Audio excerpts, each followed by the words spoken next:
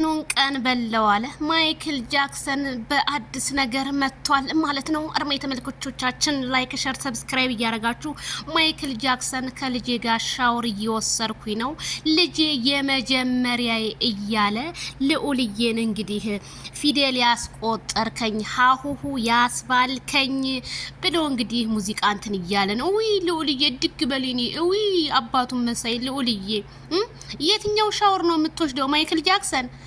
ሻወሩን ቤቱን ግልጽ አላደረከውም። ሻወር ስትል ቤትና ቤት መንገድ ሄደ ልጁ ጋር ተገናኘ። አዎ ምን አለብህ? አረ እንደው ካልዳኔሙ ቤተሰብ ዩኒጌታ ሳም አድርገው እንጂ ማይክል አንተ መቼም ከሄርሜላ ጋር ሲሆን ነው ይሄ መሳሳም ምናምን እንትን የሚል ረሳው እኮ ልጁ ሳም አድርገው ዩኒጌታ ሳም አታረገውም።